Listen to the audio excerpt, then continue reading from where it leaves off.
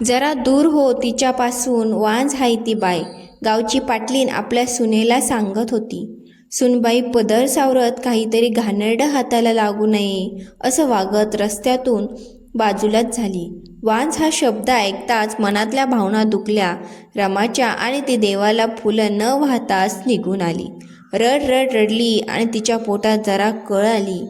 लगेच लक्षात आलं तिच्या आणि हाही महिना लाल झाला म्हणून ती ओक्साबोक्शी परत रडत होती. गेल्या 20 दिवसापासून वेशीवरच्या कांताबाईने सांगितल्याप्रमाणे रोज पिवळे फूल वाहत होती गावच्या देवीला आणि आज तिने वाहिले नव्हते तोच कळा येऊन पाळी आलेली.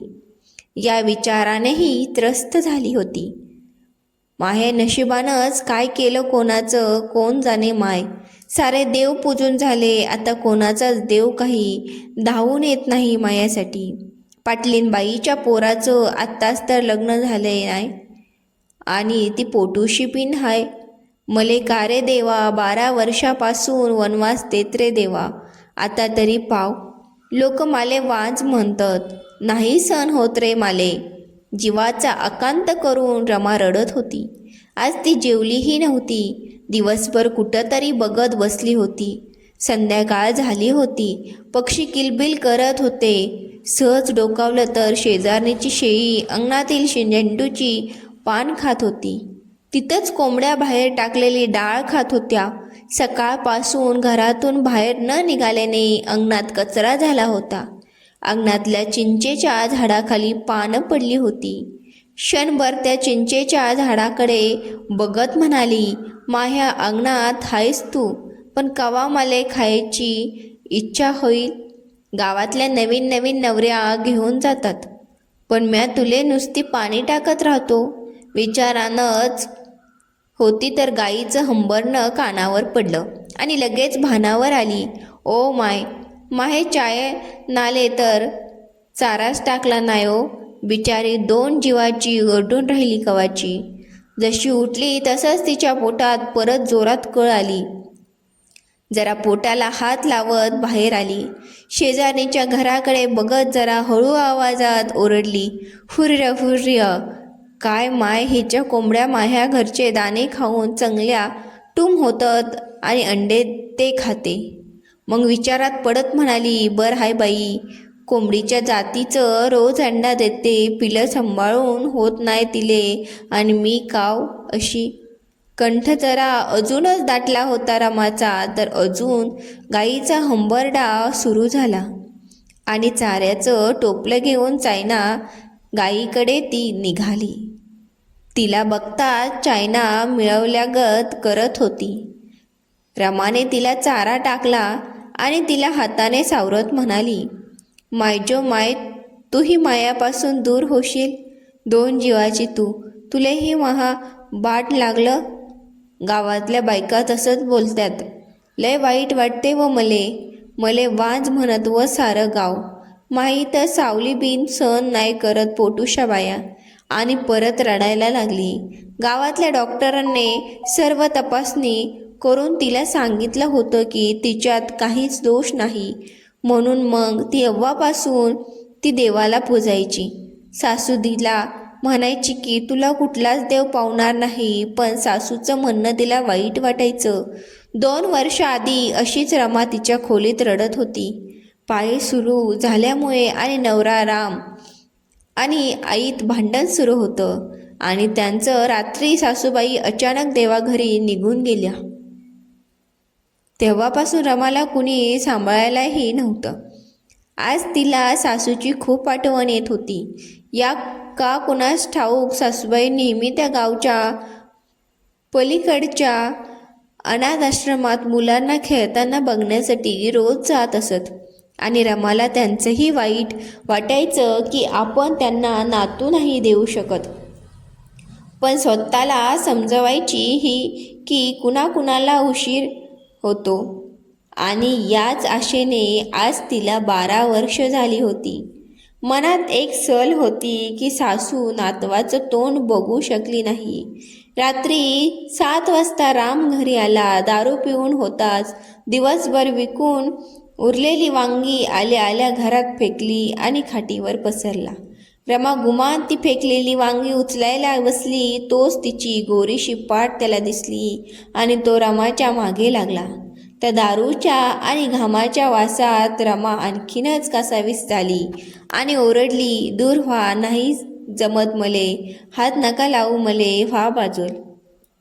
तिने असं म्हणताच राम परत तिला ओढू लागला, काय व तू या हमेशाच हाय, मले काही फरक पडत नाही. आणि त्याने तिचा पदर ओढला. अहो नाही म्हणतात डॉक्टर, काय ते इन्फेक्शन का काय ते होते म्हणे, मग पोरं होत नाही. ए चल, मले ज्ञान नको देऊ, नाही पाहिजे मले पोरं बिरं, नुसती कटकट सारी घरभर कल्ला, असं राम म्हणतो. आणि परत तिला बोचून बोलला, तू बज्जर जमीन हायस व तुही काही कुस उचलायची नाही. ए मले तू हा काय तर फायदा होऊ दे, बज्जर साली जबान चालवते, खाणंच बंद करेन तू या नाय वाल. आणि त्याने तीच काहीच ऐकलं नाही, ओढलं तिला आणि पार पदर रक्ताळून टाकला. क्षणात घोरायलाच लागला. रमाने स्वतःला सावरलं आणि झोपेची वाट बघत पडून राहिली. सकाळी उठताही येत नव्हतं तिला. वेदना असह्य होत होत्या, पण काम करावं लागणार होतं. पहाटेचं जाऊन चौकातल्या विहिरीतून 2 गुंड पाणी आणलं पिण्यासाठी, कारण जरा जरी तिला उशीर झाला आणि विहिरीवर बायका असल्या तर ती दूर उभी राहून तिचा नंबर येईपर्यंत वाट बघायची. पण कुणी तिला मधात घुसू देत नव्हतं. आणि गावात त्यांचं विहिरीचं पाणी पिण्यासाठी गोड होतं. परत आज सासूची आठवण झाली तिला. सासू असती तर आपण तिच्या खोलीत गुमान झोपलो असतो आणि या धमापासून वाचलो असतो या विचाराने. कंठ फुटत होता तिचा. निंबाची काडी तोडली आणि दात घासत चूल पेटवत होती तोच तिला रात्रीचं स्वप्न आठवलं. स्वप्नात सासूने तिच्या डोक्यावर हात ठेवला आणि काहीच बोलल्या नाही. सूर्याचे किरण अंगावर पडले तशी ती स्वप्नांच्या अर्थाने मनात आनंदली. सासूचा आशीर्वाद असा स्वप्नाचा अर्थ घेत ती परत नवीन आशेने विचार करू लागली. पाळीचे दिवस संपले होते. वाटत होतं 12 वर्षाचा वनवास पुरा आता. या महिन्यात 12 वर्ष पूर्ण होईल लग्नाला. का कुणास ठाऊक तिला मनातच वाटत गेलं की या महिन्यात ती नक्की पोटोशी राहिली. रस्त्यावर खेळणारी मुलं बघून मनातच मुलांची कल्पना करत त्या मुलांच्या मागे धावायची. बाजारात मुलांचे कपडे बघायची. सुंदर सुंदर टोप्यांना आणि मोज्यांना हात लावायची. ओल्या मातीचा वास घेऊन बघायची. एखादी पोटोशी बाई रस्त्याने दिसली की मागून जाऊन तिच्या पाऊल खुणावर पाय ठेवत चालायची, या आशेने की तीही लवकर अशी कमरेला हात लावत चालावी म्हणून आणि या जीवघेण्या वेदनेतून कायम बाहेर पडणार. ती वांज नाही हे तिला सिद्ध करायला मिळणार, या आशेने सुखावली होती. स्वतःला रमा प्रेग्नंट समजायला लागली होती. लोकांच्या सांगासांगी आणि तिला आता हेही कळत होतं की काहीच दिवस असतात जेव्हा गर्भ राहू शकतो. मग आता तिला रामची ओढ ताड काहीच वाटत नव्हती. शरीराला दुखत असलं आणि मनाला बोचत असलं तरी हवंच असायचं. बाळाच्या इच्छेने सर्व सहन होत होतं. प्रत्येक वेळेस तिच्या मनात आशा असायची, मी वांज नाहीच, ही दास्ती तिची कमी होत होती. घरात दुडू दुडू चालणारं बाळ स्वप्नात येत असायचं. मग मनात स्वप्नांचा महाल उभा करत विचारातच म्हणायची, म्या वांज नाहीच राहिलं या महिना मले. मग पायते म्या सारे मायेशी मानाने बोलतेलं. 7व्या महिन्याले म्या साऱ्या येले बोलवीन माह्या घरी. चल बाई, आतापासूनच कामाला लागते व माय. माया काही नवरा कामाचा नाही, काय बी करायचा नाही. अव माय, पाटलीनबाई बोलवलं मले तिच्या नातवाच्या बारशाले. किती मज्जा येईल. माहे सारे अरमान पुरे होईल आता आणि ताडकन उठून कामाला लागायची. त्या दिवशी ती आनंदाने अंगणातल्या चिंचेच्या झाडाकडे बघत कोवळ्या हिरव्या चिंचा मोजत होती. पादलीपर विहिरीतून पाणी काढलं आणि चेहऱ्यावर झोकलं.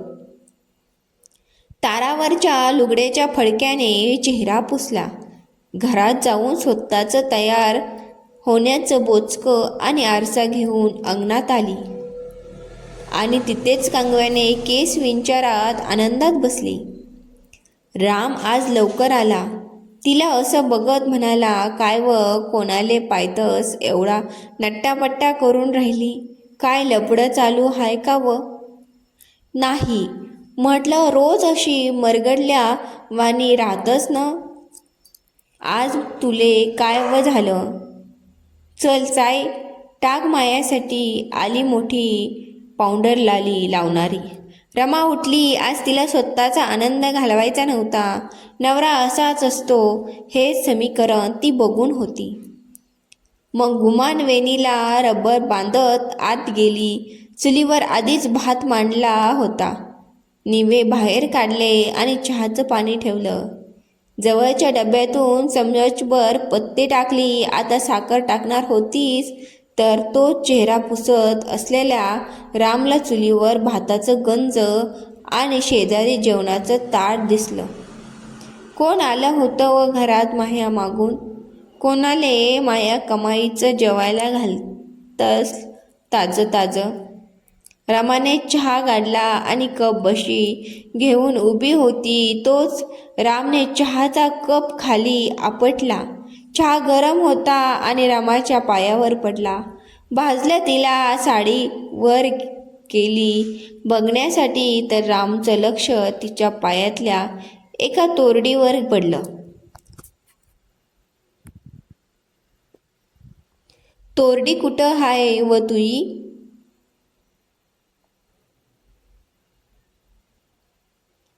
आणि तो इकडे तिकडे बघू लागला. तोच त्याला तोरडी पलंगावर पडलेली दिसली. दुपारी मनातल्या विचारांना जगताना रमा घर साफ करत होती. पलंगावर उभी झालेली तेव्हा ती तिथे पडली होती. आता रामने चुलीतली काडी उचलली आणि मालूला मारणं सुरू केलं. आव नका मारू असं म्हणत ती स्वतःला वाचवू लागली. तोच कुणीतरी धावून आल्यासारखं बाहेरून आवाज आला, अरे राम, चालत नाही का रे? आज डाव खेळायचा हाय ना? सगळे जमले त्या वडाखाली. तुझ्या घरचा टोर्चू घेऊन ये, मी ग्लास घेऊन निघतोस. रामचा मित्र फाटकातून ओरडत होता आणि रामने काडी फेकली. अरे आलो, कापड बदलत होतो. आणि मग रमाचे केस पकडत म्हणाला, ए भावाने, लपडं करायचं नाही आणि असलं तर निघायचं घरातून. तसे तू काय कामाची नाही माया, बंजर झाली. जाय टोर्च शोध, मले जायचं हाय. रात झाले, बघतो तुले. आणि तो टांगलेल्या शर्टातून पैसे काढून मोजू लागला. राम घरात धिंगाणा करून निघून गेला होता आणि रमा स्वतःला जपत घर सावरत साफ करत होती. राम तिच्यापेक्षा वयाने 10 वर्ष मोठा, गावात हिरोगिरी करतच मोठा झाला. ह्या पोरीला टाप, तिला छेड काढ, हेच सुरू असायचं त्याचं.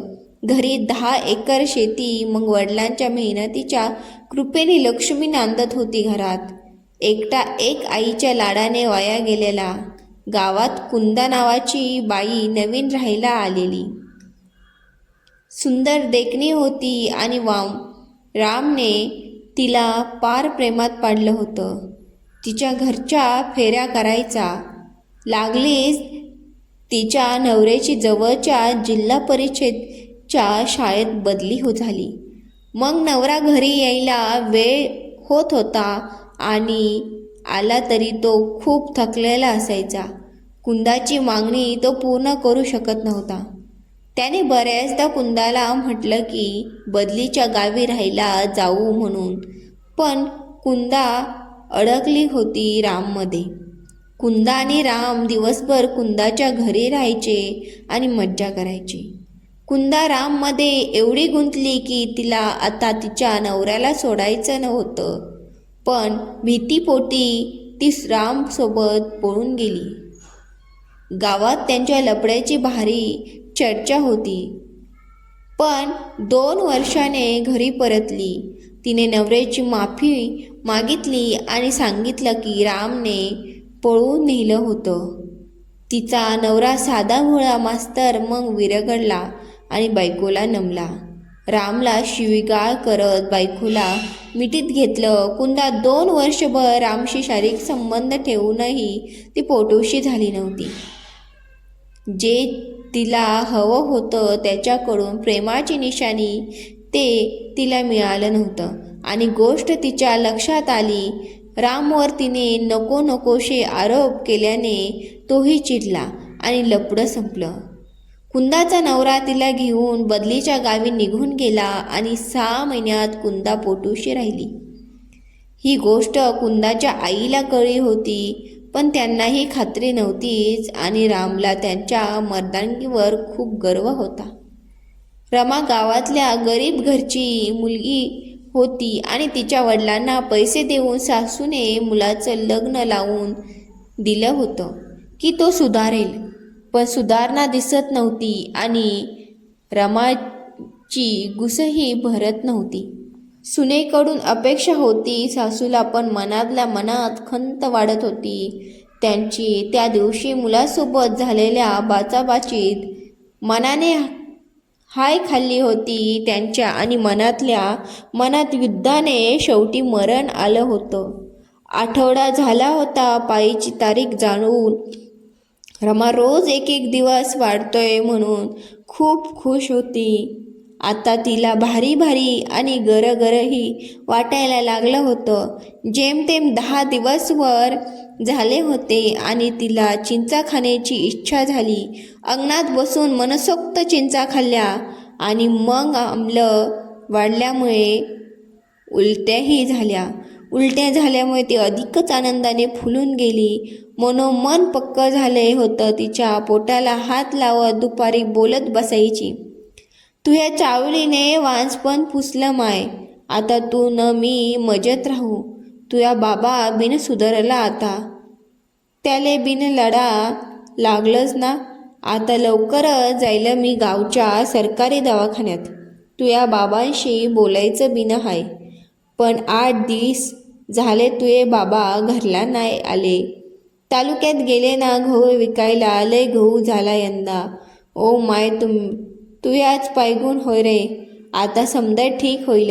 आणि ती स्वतःला सावरत उठली. पोटात जरा कळ आलेली. मग वाकतच घरात गेली. आता रमा बऱ्यापैकी राहायची. स्वतःला खूप जपायची. दिवस वाढत होते आणि कमरेचा त्रास वाढत होता.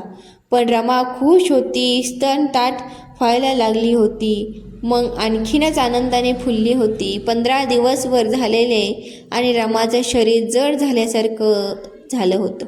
अधूनमधून पोटात कडा यायच्या आणि प्रत्येक कडा रमाला बाळाची चाहूल देऊन जायची. इकडे राम तालुक्याच्या ठिकाणी गावाच्या ठेकेदार सोबत दारून मस्त होता.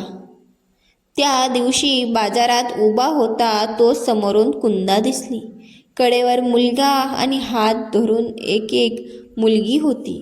हा जरा नशेत होता. तिच्याजवळ नशेतच गेला आणि म्हणाला, अय फुलराणी, विसरली का मले? चल ना, आज तुले मज्जा देतो. नवरा नाही दिसत वाटते. मग तर बरंच आहे. तसाही एळपट हाय तो. ठेव तुये पोरं इथं. चल त्या गोड मामदी. कुंदा जरा अवघडली. एकटीच मुलांना घेऊन बाजारात आली होती. क्षणभर समजलं नाही तिला. नंतर तो तिच्या अगदीच जवळ गेला आणि तिला ओढू लागला. आता कुंदा ओरडली, ए मुद्द्या, हे असलं बायकोवर कराई धाकव. पोरं जन्माला घाल आधी, मग सांग मजा मला. आला मोठा. त्याला जोराने धक्का देत ती निघून गेली. तिच्या धक्क्याने पडलेला राम भूतकाळात शिरला. कुंदाच्या आरोपानंतर त्याने शहरात जाऊन स्वतःची तपासणी करून घेतली होती आणि त्याला तो डॉक्टर आठवला ज्याने त्याला म्हटलेले की तू हवी तेवढी मजा कर पण बालपण तुझ्या वाटेला नाही. आणि तेव्हापासून त्या रिपोर्टला खोटं ठरवण्यासाठी रामने काही बायकांना आणि मुलींना नादी लावून सोडलं होतं. प्रत्येक वेळेस बाया कोरड्या सुटायच्या, मग लफडं उघडीस येत होत नव्हतं. एवढ्या मोठ्या लफडेबाजाच एक भलं मोठं लफडं त्याच्या आज मनातून बाहेर आलं होतं. पडलेला तो कसा बसा उठला आणि घराकडे निघाला. आज राहून राहून आई आठवत होती. आज रमा 20 दिवस वर झाले होते आणि ती मनाने खूप खुश होती. दररोज रामची वाट बघायची. आज ती परत सुंदर तयार झाली होती. म्हणाली, आज हे आले का दवाखान्यात न्यायले सांगतो. बातमी सांगल्यावर लय खुश व्हायले पाहिजेत. आता स्वतःला आरशात निहाळत होतीच. तर राम घरात शिरला. काय व कोणासाठी नट्टापट्टा करतस? पाणी आण मायासाठी. रमा लागलीच धावत गेली आणि पाणी घेऊन समोर उभी राहिली. उजव्या पायाचं बोट ती डाव्या पायाने दाबत म्हणाली, आव आता घरी दारू पिऊन येत जाऊ नका बर. गर्भावर काय तो परिणाम होते म्हणे. तेवढ्यात तिला परत गरगरल्यासारखं झालं. पाय खेचल्यासारखे झाले. समोर अंधारी आली आणि ती खाली पडली. जरा मनातून सुखावत होतीच पण काळजीही होती तिला. तिचे शब्द आणि तिला बघून राम एकदम उठला. ए भवाने, काय नवीन लफडं? तुले काही पोरं बिरं होणार नाही मायाकडून. कुठे गेलतीस? तोंड काळा काळायला का? आणि तो परत थांबून अजून जोराने बोलला, वाटलंच मले गरम गरम जेवायला घातलंस आपले ग्यारायलाय. आता त्याने तिचे केस धरलेत. सांग कोणाचं आहे ते? माया माते मारायचं नाही. निघ माया घरातून. ओढत तिला घराच्या बाहेर काढलं त्याने. समोर चिंचाचं झाड होतं. अगदी त्याच्या खाली पडली रमा. राम परत ओरडून रागात म्हणाला, माले पोरं होऊ शकत नाही म्हणूनच एवढी लफडी केलीत पण कुठलंच लफडं बाहेर आलं नाही. बायकांची जात साली. पोरं होत नाही म्हणून सोडून दिलं तिनं मला. आणि मग छाती ठोकू लागला. मला सोडलं नपुंसक म्हणते माले. ते माय बी माले नपुंसक म्हणत वर गेली. ए भवाने, तुले तर सोडतच नाही माय. तू निघ माया घरातून. हे लफडं माया घरात नाही पाहिजेत. रमा खूप घाबरली होती. तिलाही काही कळत नव्हतं. भीतीने पोटात गोळा आला आणि धारा लागल्या. कधी त्या वाहून साडीतून बाहेर आल्या आणि तिचा कलंक मिटून गेल्या. आज ती लाल झाली होती पण वाज पण मनातून मिटलं होतं तिचं. खूप ओरडून ओरडून नंतर हसली. चिंचेच्या झाडाला बिलगली. जोराने हलवून चिंचा पाडल्या आणि मनसोक्त खाल्ल्या. खरं तर रमा कधीच पोटोशी नव्हती. तिच्या नेहमीच्या आई होण्याच्या स्वप्नाने तिला ते सगळे आभास होत होते आणि योगायोग असा की तिची पाळी ह्या महिन्यात लांबली होती. मग गावरान रमा काय समजणार? ती तर बाळाच्या आशेने स्क्रुडो प्रेग्नन्सीने ग्रासली होती. पण आज तिला कळलं होतं आणि त्या स्वप्नांचा अर्थ गवसला होता. मोठा सुस्कारा देत ती उठली आणि रामकडे वळली. वांज मी नाही तू हाय बंजर साला. नापिक थू तुयावर. तू निघ ह्या घरातून. घराची सफाई केली म्या. आईच्या खोलीची बीन केली. माये सासूने हे घर आणि शेत माया नावावर लिहून ठेवलं आहे. तू निघ आणि तुये लपडे पण निघू घेऊन जाय. आजपासून तुया माया काही बिनसंबंध नाही. अन ऐक, आतापर्यंत म्या कोणाला बी गरम गरम जेवायला घातलं नाही पण आता घालीन. तू लपडं म्हणतस ना, म्या त्या लपड्याले जिंदगी करून दावीन.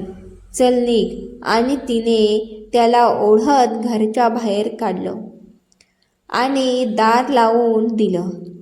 आज तिचा कलंक मिटला होता. मी वांज नाही असं म्हणत ती घरात एकटीच आनंदी होत होती. आज तिच्या मनातला मयूर नाचत होता.